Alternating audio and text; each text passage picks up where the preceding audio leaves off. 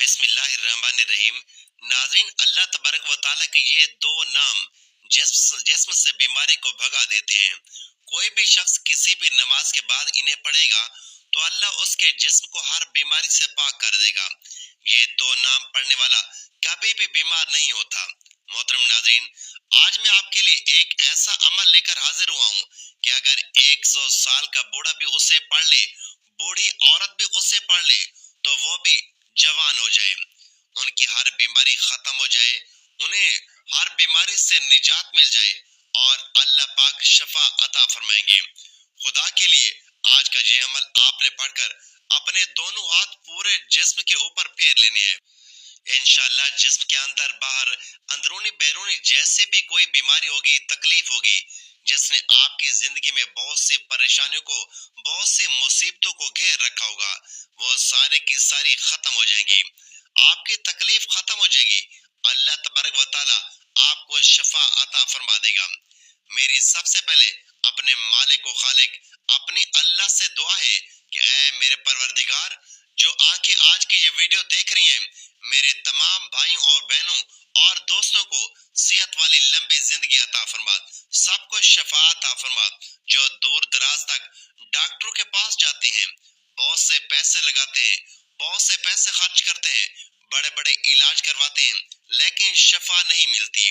اے میرے اللہ، آج کے اس عمل کی برکت سے، اس عمل کی طاقت سے سب کی بیماری کو دور فرما دینا اور سب کو شفا عطا فرما دینا۔ خاص کر جن گھروں میں بوڑھے ماں باپ ہیں، جو بیماری کی وجہ سے اٹھ نہیں سکتے، چل پھر نہیں سکتے، کھا پی نہیں سکتے، اے میرے اللہ، اس عمل کی برکت سے ان کو ایسی صحت عطا فرما دے کہ وہ چلنے پھرنے کے قابل ہو جائیں۔ آمین ثم آمین۔ پیارے دوستو، آج کا یہ عمل بہت ہی زیادہ خاص ہے، اس کو آپ نے ضرور کر لینا ہے۔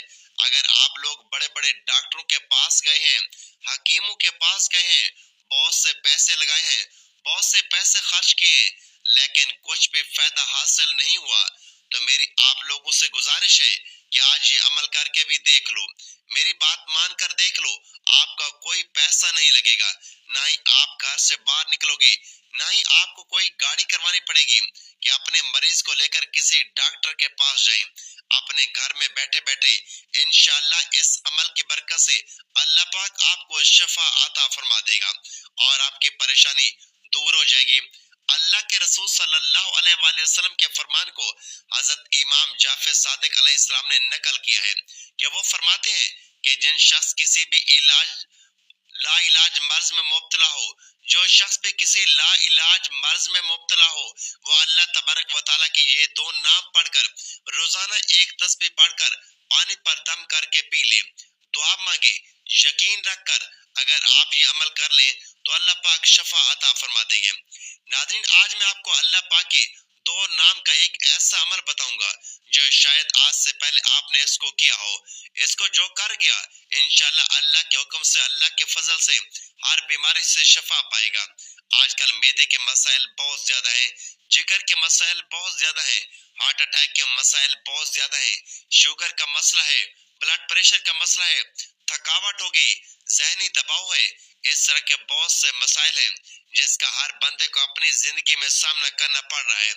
دیکھنے میں تو چھوٹی چھوٹی عمر کے لوگ ہیں جن کی حالت ایسی ہو چکی ہے کہ وہ خود کو 50 سال کا، 60 سال کا بوڑھا محسوس کرتے ہیں، یعنی اتنی کم عمر میں وہ خود کو بڑا محسوس کرنا شروع ہو چکے ہیں۔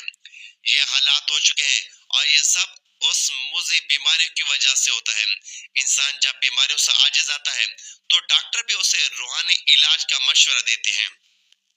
اب تو بہت سے ہسپتالوں میں قرآن تھراپی شروع ہو چکی ہے۔ کئی بار لوگوں کو اللہ کے کلام سے شفا پاتے دیکھا اور سنا ہے، جس کا اب عقیدہ یہ ہے کہ جو کام ادویات نہیں کر سکتی، وہ اللہ کا کلام سب سے بہتر کرتا ہے۔ محترم ناظرین، آج کے اس ویڈیو میں اپنے تمام دیکھنے اور سننے والے ناظرین کے لیے اللہ پاک کے دو نام کا وظیفہ لے کر حاضر ہوا ہوں، انشاءاللہ جس کو پڑھنے سے اللہ پاک کے فضل و کرم سے آپ کی ہر طرح کی بیماری دور ہو جائے گی۔ آپ کے ہر طرح کے اندرونی بیرونی جس طرح کی بھی بیماری ہوگی، اللہ پاک آپ کو ہر طرح کی بیماریوں سے شفا عطا فرما دیں گے۔ ناظرین محترم، جیسا کہ آپ سب کے علم میں ہے کہ آج کے دور میں بیماری ہو جانا کوئی بڑی بات نہیں ہے۔ آج گھر گھر میں کوئی نہ کوئی بیمار ہے۔ ایسے ایسے لوگ بھی دیکھنے کو ملتے ہیں جن کو کوئی بیماری نہیں لگی ہوتی، صحت مند ہوتے ہیں، تندرست ہوتے ہیں، لیکن اچانک بیماری ان کو گھیر لیتی ہے اور پھر اچانک ان کی وفات ہو جاتی ہے اور وہ اللہ تبارک و تعالیٰ کو پیارے ہو جاتے ہیں۔ اور کچھ لوگ ایسے بھی دیکھنے کو ملتے ہیں جن کو مہینوں تک، سالوں تک بیماری نے گھیر رکھا ہوتا ہے۔ یعنی کہ آج کے اس دور میں ہمیں بہت سے لوگ ایسے دیکھنے کو ملتے ہیں جو طرح طرح کی بیماری میں مبتلا ہیں۔ میں دعا کرتا ہوں کہ اللہ پاک ہم سب کو صحت مند اور تندرستی والی زندگی عطا فرمائے اور ہمارے بیماری کو دور فرما کر ہم سب کو شفا عطا فرمائے۔ اور جتنے بھی لوگ ہسپتالوں میں موجود ہیں، بیماریوں کی وجہ سے پریشان ہیں، اللہ تبارک و تعالیٰ ان سب کی بیماری کو دور فرما کر ان کو ہر طرح کی محتاجی سے محفوظ رکھیں۔ محترم ناظرین، اگر آپ اللہ تبارک و تعالیٰ کی ذات پر پورا یقین اور بھروسہ رکھتے ہوئے اس وظیفے پر عمل کر لیتے ہیں تو انشاءاللہ آپ کے جسم سے ہر طرح کی بیماری ختم ہو جائے گی، ہر طرح کی بیماری مر جائے گی۔ ناظرین، یاد رکھیں، اگر آپ کے گھر میں کوئی بھی بیمار ہے تو آپ اس کو ڈاکٹر کے پاس لے جانے سے پہلے آج کا یہ عمل ایک مرتبہ ضرور کر کے دیکھ لیں۔ اس کے بعد آپ جہاں دل کرے جائیں، جہاں مرضی اپنے مریض کو لے کر جاتے رہیں۔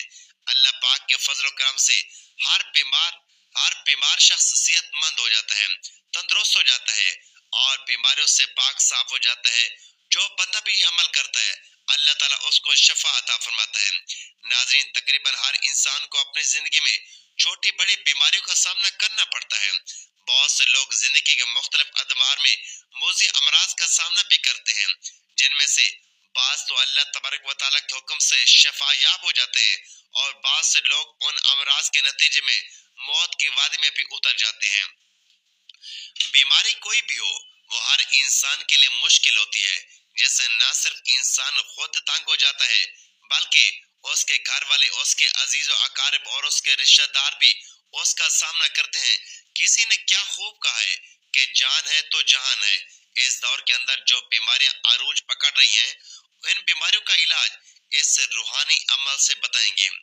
حضرت عبداللہ ابن مسعود رضی اللہ تعالیٰ عنہ سے روایت ہے کہ میں جناب رسول پاک حضرت محمد صلی اللہ علیہ وآلہ وسلم کی خدمت اقدس میں حاضر ہوا۔ آپ کو اس وقت شدید بخار تھا۔ میں نے عرض کیا، یا رسول اللہ صلی اللہ علیہ وآلہ وسلم، آپ کو تو بہت تیز بخار ہے۔ آپ صلی اللہ علیہ وآلہ وسلم نے فرمایا، ہاں، مجھے اتنا بخار ہوتا ہے جتنا تم میں سے 2 آدمی کو ہوتا ہو۔ میں نے عرض کیا، یہ اس لیے کہ آپ صلی اللہ علیہ وآلہ وسلم کا ثواب بھی دگنا ہے۔ فرمایا، ہاں، یہی بات ہے۔ مسلمان کو جو بھی تکلیف پہنچتی ہے، کانٹا ہو یا اس سے زیادہ تکلیف دینے والی کوئی اور چیز ہو، تو جیسے درخت اپنے پتوں کو گراتا ہے، اسی طرح اللہ پاک اس تکلیف کو اس کے گناہ کا کفارہ بنا دیتا ہے۔ اب وہ عائشہ انصاری کہتے ہیں کہ میں مسجد کی طرف گیا اور اول وقت میں گیا، مجھے شداد بن اوس رضی اللہ تعالیٰ عنہ ملے، ان کے ساتھ کئی صحابی بھی تھے۔ میں نے ان سے پوچھا، اللہ تم پر رحم کرے، کہاں کا ارادہ ہے؟ انہوں نے کہا، ہم اپنے ایک بھائی کی عیادت کرنے جا رہے ہیں۔ یہ سن کر میں بھی ان کے ساتھ چل پڑا۔ ہم اس مریض کے پاس پہنچ گئے۔ ان دونوں نے اس سے پوچھا کہ حالات کیسے ہیں؟ اس نے جواب دیا، اللہ تبارک و تعالیٰ کا فضل اور کرم ہے۔ سیدنا شداد رضی اللہ تعالیٰ عنہ نے فرمایا کہ جناب رسول پاک صلی اللہ علیہ وآلہ وسلم نے ارشاد فرمایا، اللہ تبارک و تعالیٰ فرماتے ہیں کہ جب میں اپنے مومن بندے کو آزماتا ہوں اور وہ میری تعریف کرتے ہوئے میری آزمائش پر صبر کرتا ہے تو شفا یاب ہو کر اپنے بستر سے اٹھتا ہے۔ فرشتوں سے فرماتے ہیں، میں نے اپنے اس بندے کو پابند کر لیا ہے اور اسے آزما رہا ہوں، تم اس کی تندرستی کی حالت میں اس کے اعمال پر جو جو لکھتے تھے اس کو برقرار رکھو۔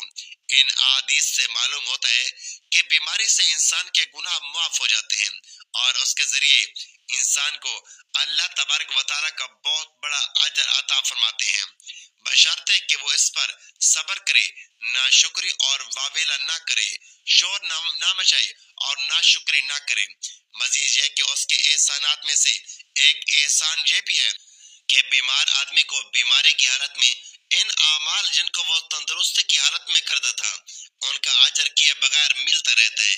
کسی بھی قسم کی بیماری ہو اس کا علاج کرنا سنت ہے اور علاج سے کبھی گریز نہیں کرنا چاہیے۔ بحیثیت مسلمان ہمارا ایمان ہے کہ بیماریاں اللہ کی جانب سے امتحان و آزمائش ہے جن کا علاج ادویات سے کرنا چاہیے، تو سنت کے مطابق ان کا روحانی علاج کرنا بھی جائز اور مستحب عمل ہے۔ اللہ تبارک و تعالیٰ کا وعدہ ہے کہ بیماریوں سے شفا بھی اس کی جانب سے ملتی ہے۔ اس کے لیے بندے کو اپنے رب سے ایسے طریقے سے دعا کرنی چاہیے کہ دوام تاثیر پیدا ہو جائے۔ بے تحاشا ادویات کھاتے رہنے سے جب کوئی فائدہ نہ ہو تو دیکھا گیا ہے کہ ساتھ روحانی عمل کرنے سے مرض سے جلد افاقہ ہو جاتا ہے اور مرض جڑوں سے غائب ہو جاتی ہے۔ بس بندے کو دعا کا سلیقہ آنا چاہیے، اس کے اندر عاجزی اور اخلاص ہونا چاہیے۔ جو لوگ اس اسم اعظم کو پڑھ کر اور ایک تسبیح مکمل کرنے کے بعد اس کو پانی پر پھونک مار کر پی لیا کرے تو جہاں ان کو جسمانی بیماریوں سے نجات ملے گی وہاں باطنی طور پر بھی اس کو سکون ملے گا۔ یہ مرض بے شک دنیاوی الجھنوں پر مشتمل کیوں نہ ہو، ان سے نجات کے لیے بندے کو اللہ پر بھروسہ کرنا چاہیے اور اپنی عبادات و اذکار میں ثابت قدم رہنا چاہیے۔ اسم اعظم کو بطور تسبیح کرنے والے خود کو کبھی اکیلا نہیں سمجھتے، ایک طاقت ان کے ساتھ روا رہتی ہے۔ یہ مایوسی اور ڈپریشن کا مجرب عمل ہے۔ جن لوگوں میں منفی خیالات پیدا ہونے لگ جائیں ان کے لیے بڑا سود مند عمل ہے۔ ارشاد ربانی ہے اور جو شخص کسی ایک کی جان بچا لے اس نے گویا تمام انسانیت کی جان بچائی۔ قرآن مجید کا ایک وصف یہ بھی ہے کہ اے لوگوں تمہارے پاس تمہارے رب کی طرف سے ایک ایسی چیز آئی ہے جو نصیحت ہے اور جو لوگ بیمار ہیں ان کے لیے شفا ہے اور رہنمائی کرنے والی ہے اور رحمت ہے ایمان والوں کے لیے۔ حضرت ابراہیم علیہ السلام نے بیماری سے شفا کو اللہ رب العزت کی نعمت قرار دیا۔ اس حوالے سے ارشاد ہے اور جب میں بیمار ہو جاتا ہوں تو مجھے وہی شفا دیتا ہے۔ حضرت عیسیٰ علیہ السلام کے معجزات میں سے ایک معجزہ امراض سے شفا بھی تھا۔ رسول اکرم صلی اللہ علیہ وآلہ وسلم نے امراض و تکالیف کے حوالے سے علاج و اسباب کو اختیار کرنے پر زور دیا تاکہ مسلمان جسمانی قلبی اور روحانی طور پر صحت مند رہیں۔ حضرت جابر رضی اللہ تعالیٰ عنہ رسول اللہ صلی اللہ علیہ وآلہ وسلم سے روایت کرتے ہیں کہ ہر مرض کی دوا موجود ہے، جب مرض کا علاج ہو جائے تو اللہ کے حکم سے وہ مرض ٹھیک ہو جاتا ہے۔ اس حدیث میں دو باتوں کی طرف اشارہ کیا گیا ہے کہ امراض کے لیے دوا موجود ہے، اسے استعمال کرو، مگر یقین یہی رکھو کہ شفا تو اللہ ہی کے ہاتھ میں ہے۔ اللہ تبارک و تعالیٰ بڑھاپے کے سوا ہر بیماری کی دوا پیدا کی ہے۔ حضرت ابو ہریرہ رضی اللہ تعالیٰ عنہ سے مروی ہے، آپ صلی اللہ علیہ وآلہ وسلم کا فرمان ہے، اللہ تبارک و تعالیٰ قیامت کے دن فرمائے گا، اے ابن آدم میں مریض تھا تو نے میری عیادت کیوں نہ کی؟ بندہ عرض کرے گا، اے اللہ میں آپ کی عیادت کیسے کرتا حالانکہ آپ رب العالمین ہیں، یعنی آپ بیمار ہونے سے پاک ہیں۔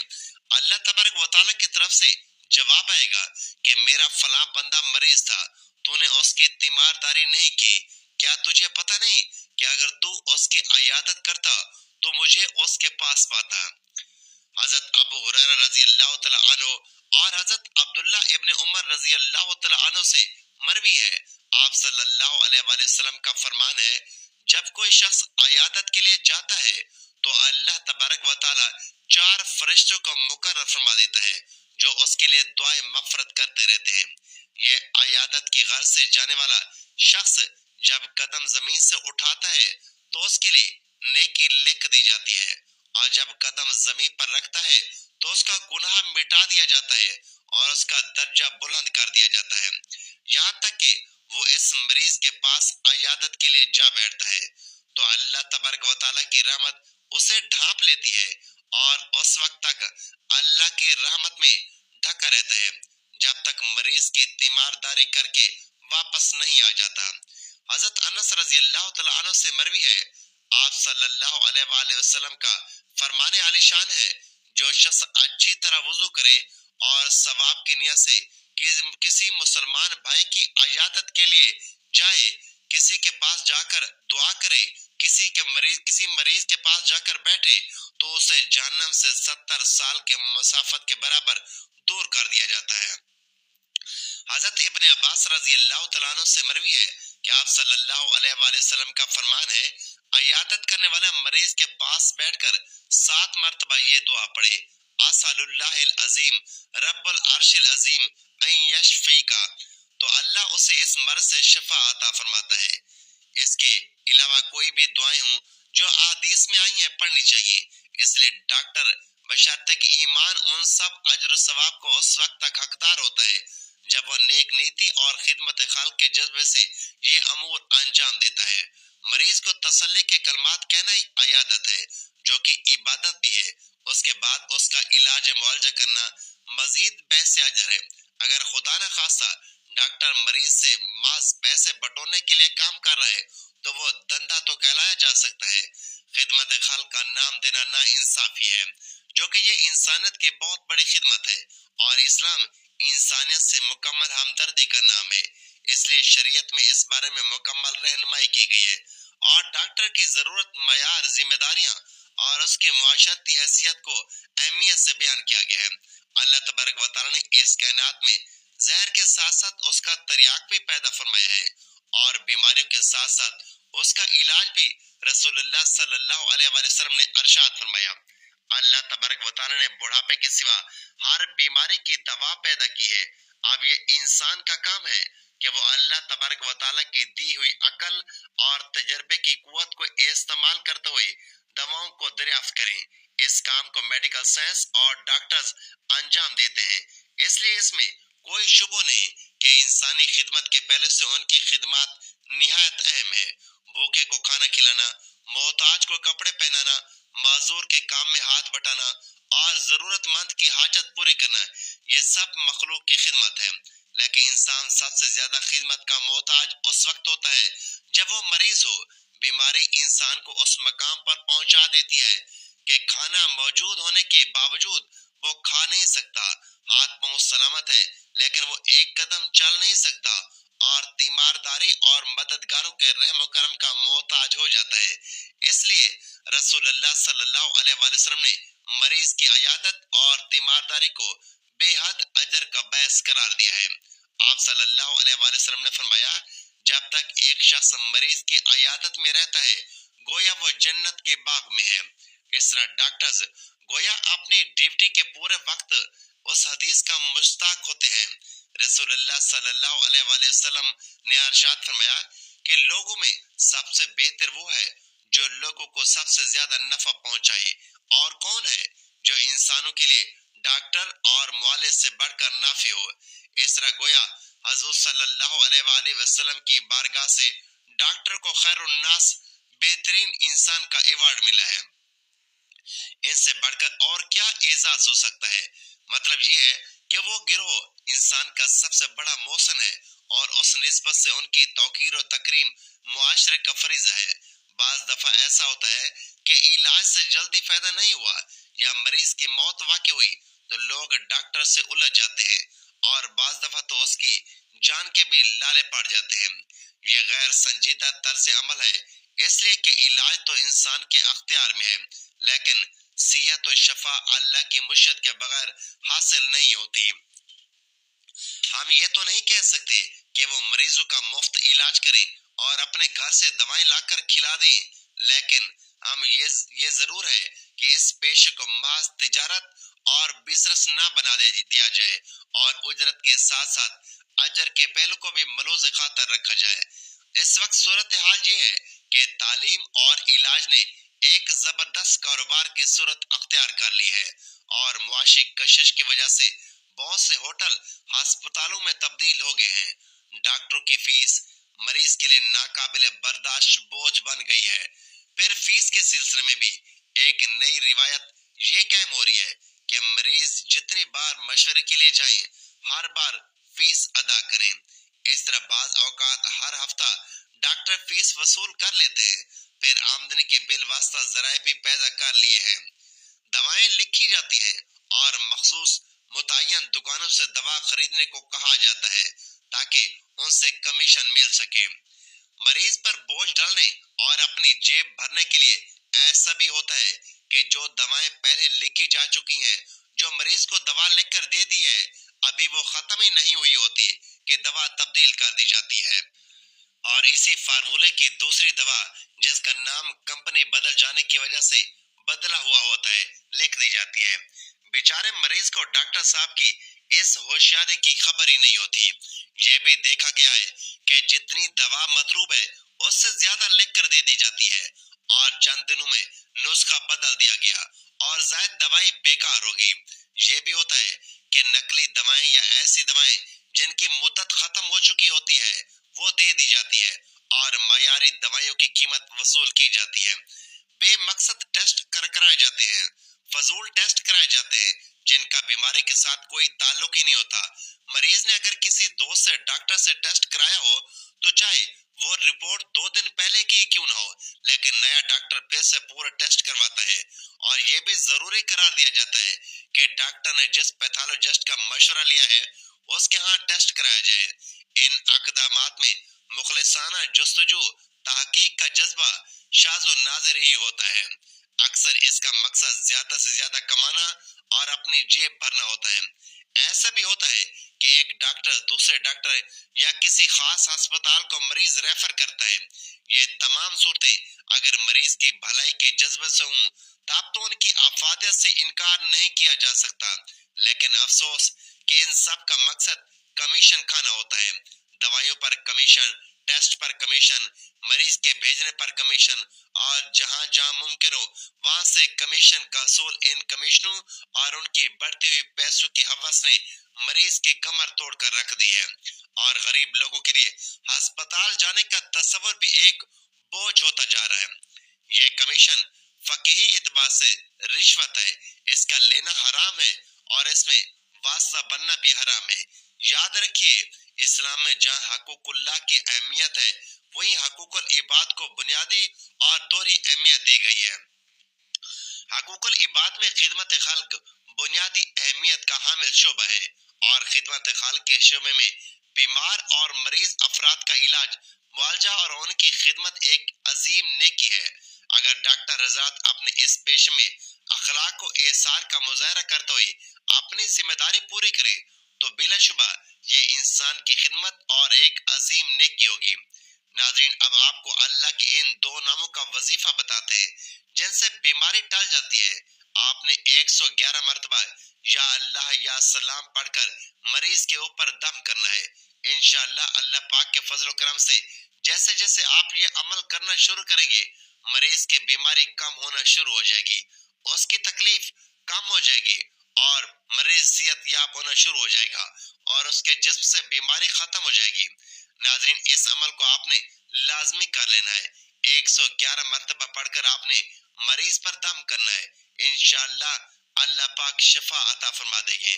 ناظرین، ہم سب جانتے ہیں کہ صحت اللہ کی بہت بڑی نعمت ہے، لیکن ہر انسان کبھی نہ کبھی کسی نہ کسی مرض یا بیماری میں ضرور مبتلا ہو جاتا ہے، تو ہمیں اللہ پاک سے دعا کرنی چاہیے کہ اللہ پاک ہم سب کے بیماری کو دور فرمائے اور ہم پر اپنا خاص فضل و کرم عطا فرمائے، آمین یا رب العالمین۔ ناظرین، امید کرتا ہوں کہ آپ کو ہماری آج کی ویڈیو ضرور پسند آئی ہوگی۔ ویڈیو پسند آئی ہو تو ویڈیو کو لائک کریں، دوستوں میں شیئر کریں، چینل کو سبسکرائب کریں، اور کمنٹ باکس میں اللہ تبارک و تعالیٰ کے 99 ناموں میں سے ایک نام ضرور ٹائپ کریں۔ اگلے ویڈیو تک کے لیے اجازت دیجیے، اللہ حافظ۔